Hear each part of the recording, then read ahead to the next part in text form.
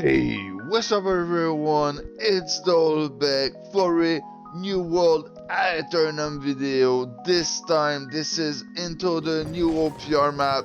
Hey, we wait so long for this map. The expectation was high. Everyone was just wondering what they was going to change to this map, and then we came into the map and realized that nothing has changed. There is no significant change into the new OPR map, and there's even a place where you can pass through the floor.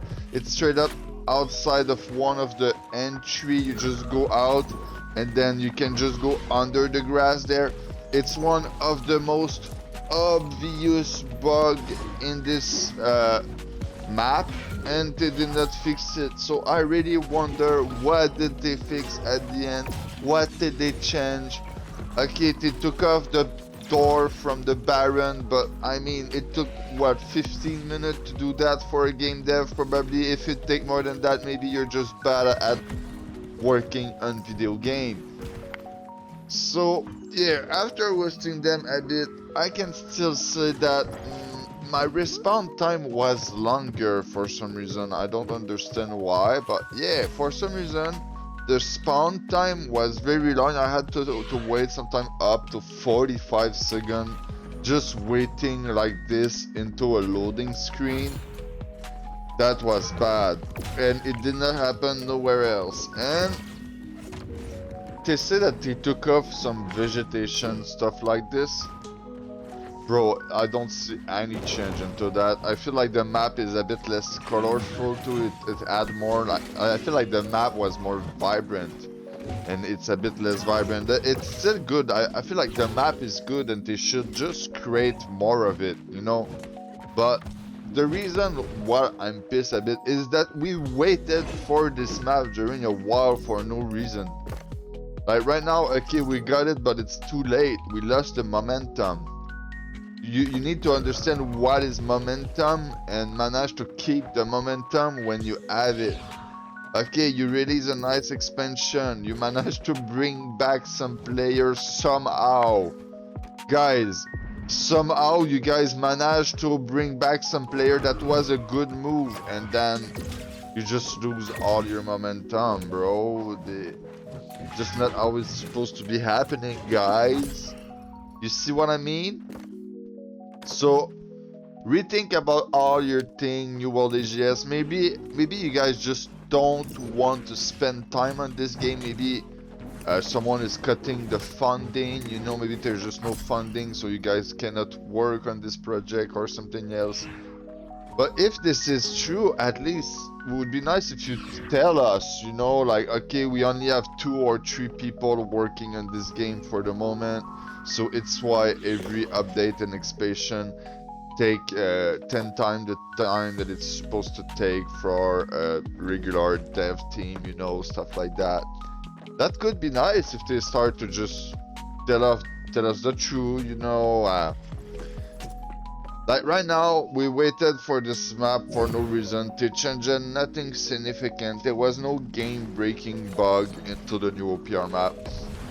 If there was some break, like I've seen somewhere where it was possible to pass a bit under the map and then you stay stuck there and you cannot even make a play out of it. Like, it's not even a real glitch. You can almost leave that there and nobody will care.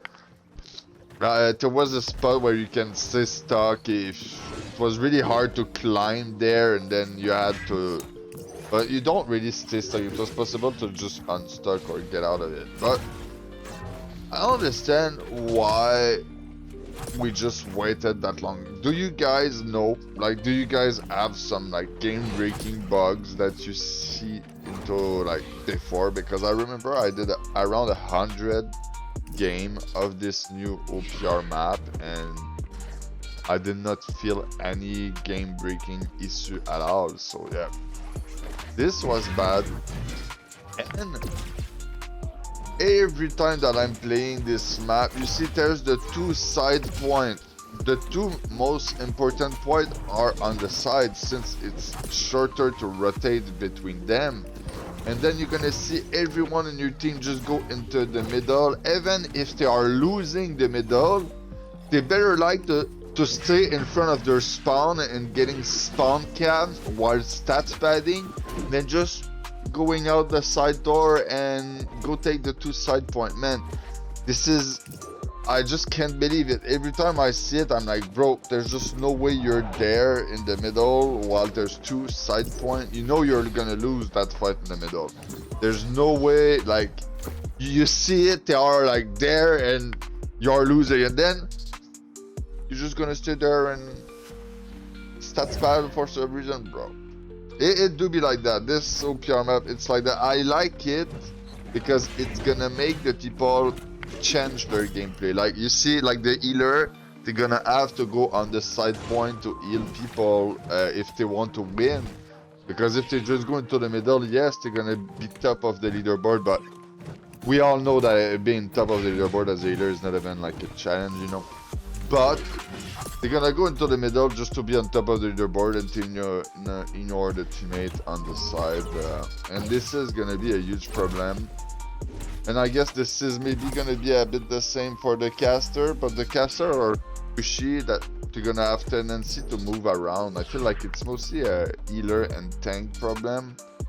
But even then, the tank, I've seen a lot of tank, they like to go alone on the objective and hold as much people as they can, so they go on the side point alone. I feel like it's mainly just a healer problem, you know.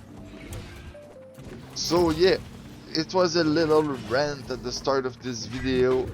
On this video, I had the light bruiser build with no gravity well. You will see Maelstrom, Reap, and Charge. 3 crazy burst ability. It's gonna pull the people into you or pull you into people. This is huge. And then with that, you got the hammer, insane CC. You can jump in the clump, use a couple CC, and then get out of it. I like it pretty much. I use Path of Destiny or Wrecking Ball with that build, both after utility.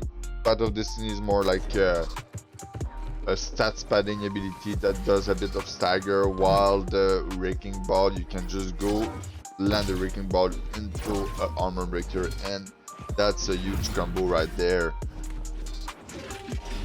But yeah, this build have good movement since it's into light armor.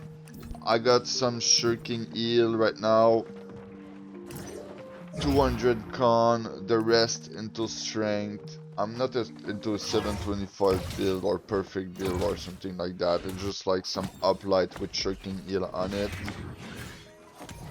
I got 1 stack of Hasted Vigor. I think that Hasted Vigor is a game changer. So you see it's a bit like having some freedom, but a couple stacks of freedom into 1 stack, because it's gonna give you some haste, and haste counter the slow, and you're gonna see freedom counter the slow a bit. So yeah, this build is kinda nuts, and with the movement and stuff, you can go a bit and solo the stuff, because you see bruiser is mostly a clump fight build, mostly with medium armor, but when you go light armor and you change a couple ability, it become a good 1vx build. Seriously, I'm not even kidding. Like, light bruiser is a really good 1vx build and underrated.